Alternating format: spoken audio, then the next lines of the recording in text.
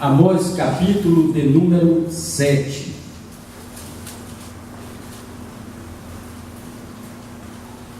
Amós, capítulo de número 7. Que diz assim: o Senhor Jeová assim me fez ver. Eis que ele formava gafanhotos no princípio do rebento da erva seródia. E eis que era a erva seródia depois da cegada do rei. E aconteceu que, como eles tivessem comido completamente a erva da terra, eu disse: Senhor Jeová, perdoa. Como se levantará agora Jacó? Pois ele é pequeno. Então o Senhor se arrependeu disso. Não acontecerá, disse o Senhor. Assim me mostrou o Senhor Jeová. Eis que o Senhor Jeová clamava, que queria contender por meio do fogo, e consumiu o grande abismo, e também queria consumir a terra. Então eu disse: Senhor Jeová, cessa agora. Como se levantará Jacó? Pois ele é pequeno. E o Senhor se arrependeu disso. Nem isso acontecerá, disse o Senhor Jeová. Mostrou-me também assim: eis que o Senhor estava sobre um muro levantado a prumo, e tinha um prumo na sua mão. E o Senhor me disse: que vês tu, Amós? E eu disse: um prumo. Então disse o Senhor: eis que eu porei o prumo no meio do meu povo Israel. Nunca mais passarei por ele, mas os altos de Isaque serão assolados e destruídos os santuários de Israel. E levantar-me-ei com a espada contra a casa de Jeroboão. Então Amazias, o sacerdote de Betel, mandou dizer a Jeroboão, rei de Israel: Amós tem conspirado contra ti por meio da casa de Israel. A terra não poderá sofrer todas as suas palavras, porque assim diz Amós: Jeroboão morrerá à espada, e Israel certamente será levado para fora da sua terra em cativeiro. Depois Amazias disse a Amós: vai-te, ó vidente, foge para a terra de Judá, e ali come o pão, e ali profetiza. Mas em Betel, daqui por diante, não profetizarás mais, porque é o santuário do rei e a casa do reino. E respondeu Amós e disse a Amazias: eu não era profeta, nem filho de profeta, mas boieiro e cultivador de sicômoros. Mas o Senhor me tirou de após o gado, e o Senhor me disse: vai e profetiza ao meu povo Israel. Ora, pois, ouve a palavra do Senhor. Tu dizes: não profetizarás contra Israel, nem falarás contra a casa de Isaque. Portanto, assim diz o Senhor: tua mulher se prostituirá na cidade, e teus filhos e tuas filhas cairão à espada, e a tua terra será repartida a cordel, e tu morrerás na terra imunda, e Israel certamente será levado cativo para fora da sua terra.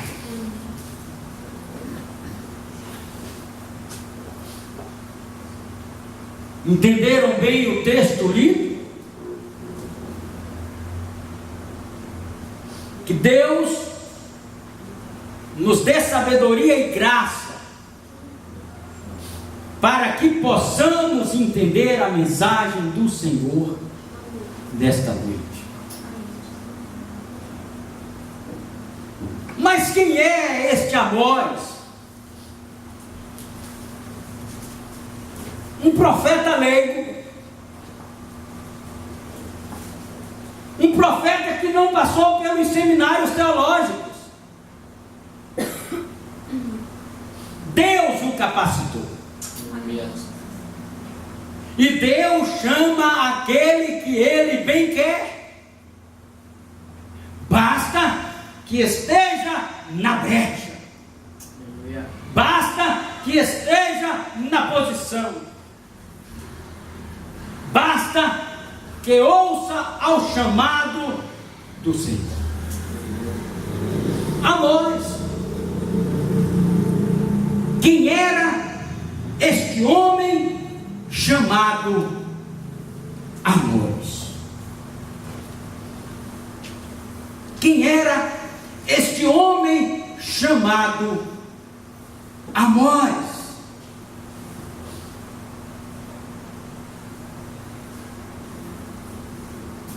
Muitas vezes nós ficamos confusos em ver alguém tão pequeno, mas alguém que fala através da boca de Deus.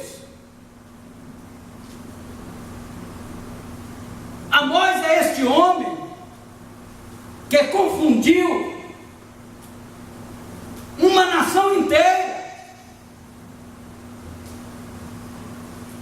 Um homem usado por Deus para trazer juízo à nação de Israel. Uma nação que estava oprimindo os menos favorecidos, os pobres. E Deus o chama para que possa falar à nação de Israel, ao seu povo. Portanto, amados, Amós era pastor de ovelhas. Amós, ele morava em Tecoa, uma pequena cidade de Judá, no Reino do Sul. Mas foi chamado por Deus para anunciar a sua mensagem em Israel, o Reino do Norte. Nesta época, o reino estava dividido: Reino do Norte e Reino do Sul.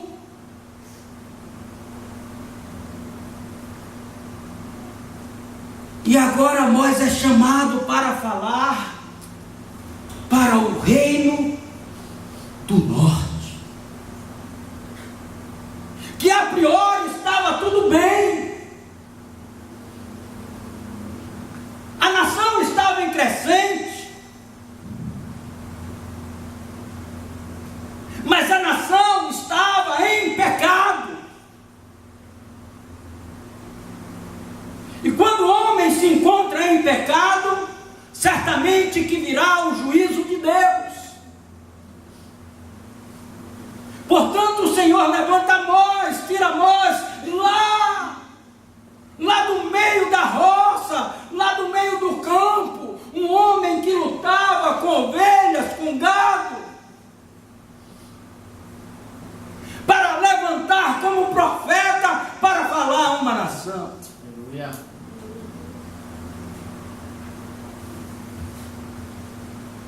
Meus amados irmãos, que nós possamos nesta noite entender a vontade do Senhor sobre as nossas vidas. Então, perceba bem, Amós, o profeta, logo que chamado, ele recebe da parte do Senhor uma revelação. Acompanhe comigo. O Senhor Jeová Senhor Jeová assim me fez ver. Portanto, uma visão. Mas ver o quê? Eis que ele formava gafanhotos no princípio do rebento da erva seródia. E eis que era a erva seródia depois da cegada do rei. O que nós podemos entender a respeito de gafanhotos? Quem são esses gafanhotos aqui?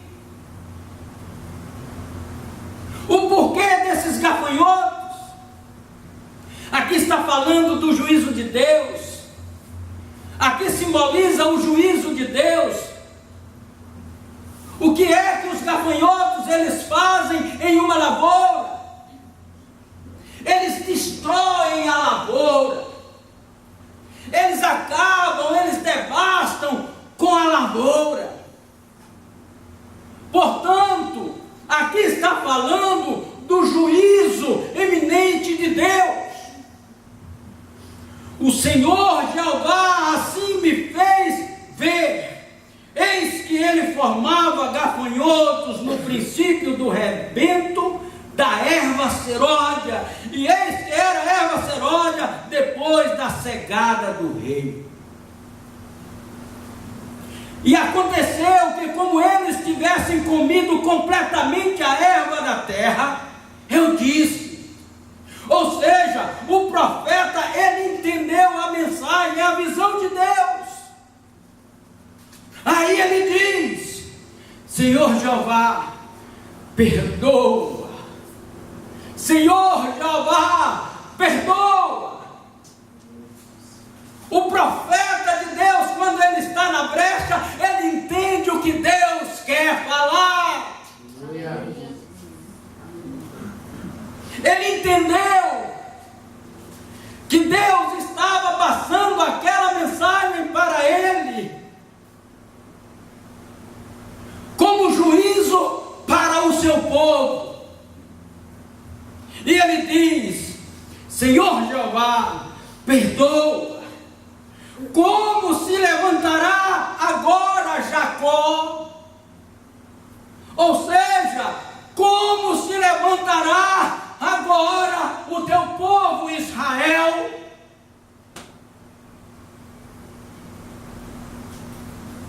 Então você perceba a importância da palavra perdoar.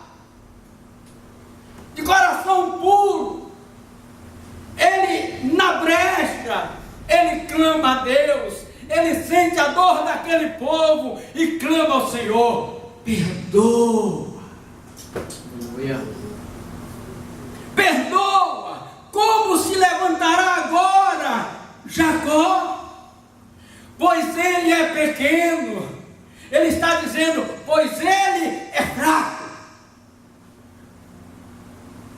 Ele é fraco. Perdoa, Senhor.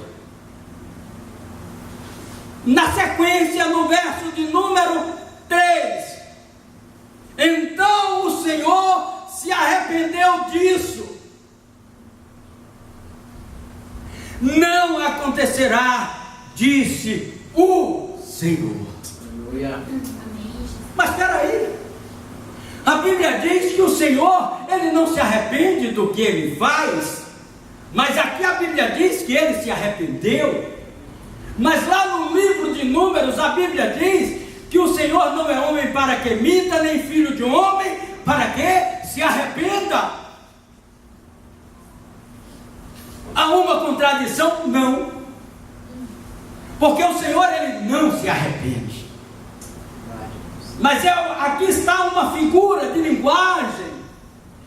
Então a Bíblia usa da linguagem humana para que nós possamos entender a mensagem, aquilo que Deus quer falar para o seu povo.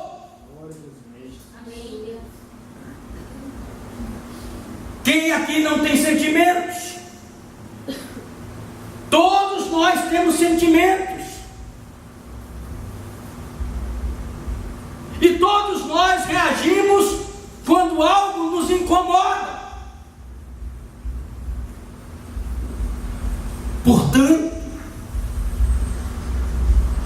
passagem, quando diz que Deus se arrependeu, é uma figura de linguagem, usa da linguagem humana para que nós entendamos. Então, assim como eu tenho sentimentos, Deus também tem sentimentos ao nosso respeito. Quando nós falhamos, Ele sente e Ele reage. Esta linguagem é chamada de antropopatismo.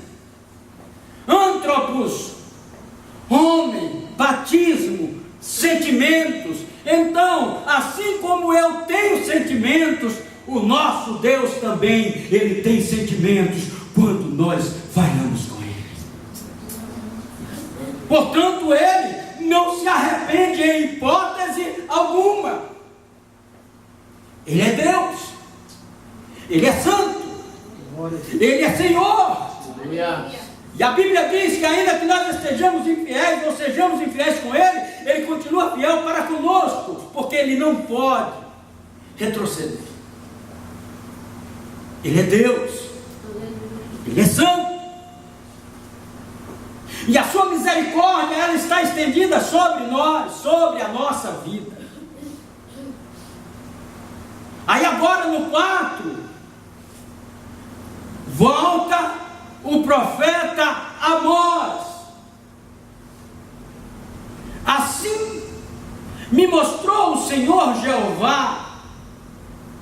Eis que o Senhor Jeová clamava, que queria contender por meio do fogo. Já não é mais através dos gafanhotos, mas agora é através do fogo. Assim me mostrou o Senhor Jeová. Eis que o Senhor Jeová clamava, que queria contender por meio do fogo, e consumiu o grande abismo, e também queria consumir a terra. Então eu disse: Senhor Jeová, cessa agora. Como se levantará Jacó, ou como se levantará o teu povo? Se esse povo deixar de existir, como se levantará este povo? Pois ele é pequeno, pois este povo é fraco.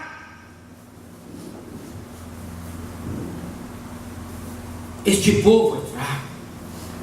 E o Senhor se arrependeu disso. E diz: nem isso acontecerá, disse o Senhor Jeová.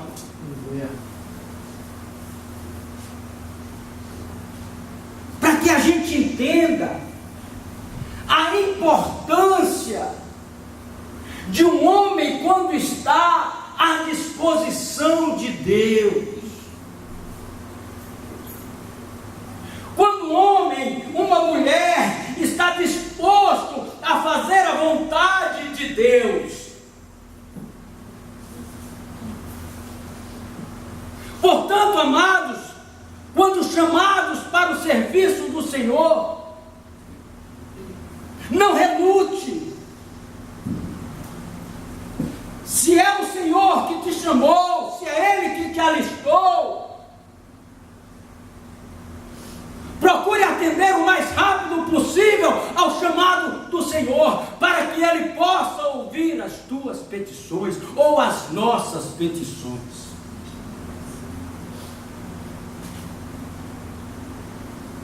E o Senhor, implacavelmente, Ele quer trazer o juízo ao seu povo. Mas o porquê deste juízo? Porque este povo estava vivendo uma vida dissoluta, vivendo uma vida contrária à vontade de Deus. Aquela nação estava oprimindo os pobres, os menos favorecidos.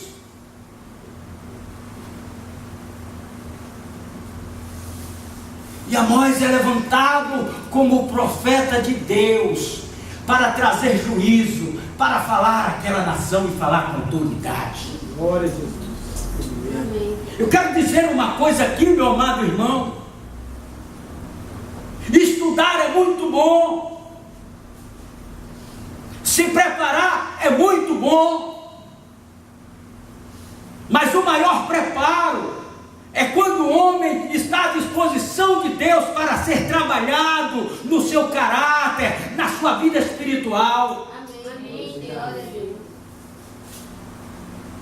Amós não passou por seminários, não teve nenhum preparo em seminário. Amós foi preparado na escola do Espírito Santo de Deus. Aleluia. O que eu quero dizer com isso é que qualquer um de nós, assim como Amós, nós também podemos mudar o rumo desta nação, que está mergulhada em uma crise de corrupção e de tantas outras coisas mais. Mas basta que um homem esteja na brecha, fazendo a vontade do Senhor para clamar por este país, e este país mudar o seu rumo.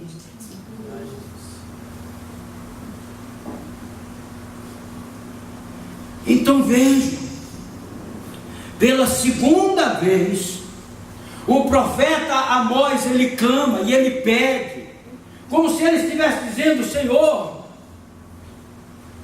olha a condição desse povo, olha a condição deste povo, espiritualmente já estão destruídos, já estão acabados, e se morrerem agora,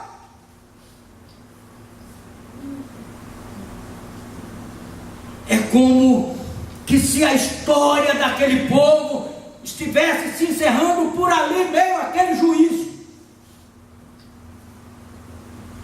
E ele diz: Senhor, mais uma vez eu te peço, como se levantará Jacó? Como se levantará Israel?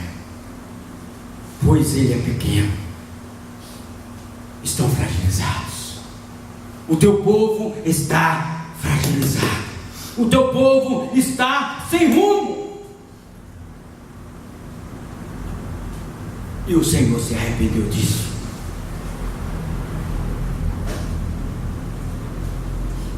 Pois é, Amós, nem isso também acontecerá. Nem isto também acontecerá a este povo, por causa das suas petições. Mas vamos seguindo. Aí o 7 diz assim: mostrou-me, ou seja, o Senhor mostrou mais uma vez a Amós.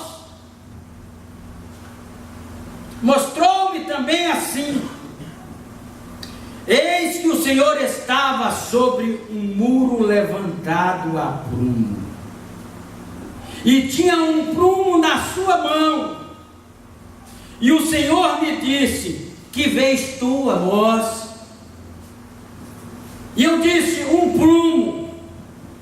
Então disse o Senhor: eis que eu porei o prumo no meio do meu povo Israel.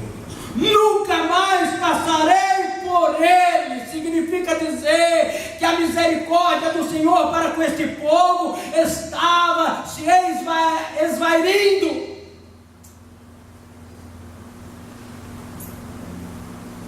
Quantos aqui sabem o que é um prumo? Quantos aqui conhecem um prumo? Levante a mão.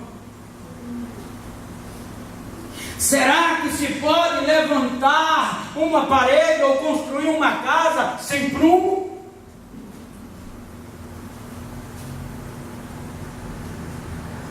Se pode levantar ou erguer uma grande construção sem prumo? Quem não conhece prumo, ele é um objeto que embaixo na ponta fica algo parecendo um peso, e tem uma linha, e em cima tem um pedacinho de madeira que o fio passa por dentro, e ali ele mede para ver se o muro, na altura de 1 ou 2 metros, está em acordo com a parte de baixo, com o fundamento. Qualquer deslize no prumo de um muro, lá em cima vai dar uma grande diferença e ele cai. Então, o que a gente pode tirar disso aí é que o Senhor está acima de nós, e Ele está nos olhando com um prumo na mão, medindo a mim e a você, medindo as nossas ações.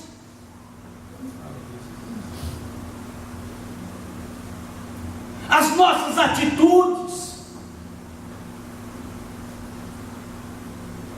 E o Senhor me disse que vês tu a nós um prumo. Então disse o Senhor: eis que eu porei prumo no meio do meu povo Israel. Nunca mais passarei por ele. Portanto, que nós estejamos atentos, igreja, às nossas ações, às nossas atitudes.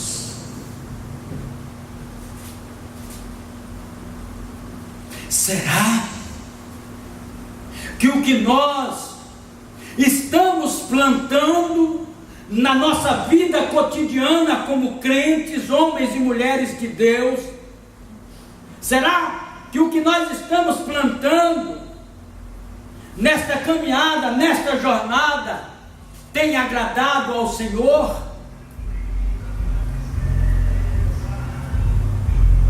Será que o Senhor está feliz em nos ver hoje, domingo, aqui na igreja, cantando, louvando? É um momento de reflexão em nossas vidas.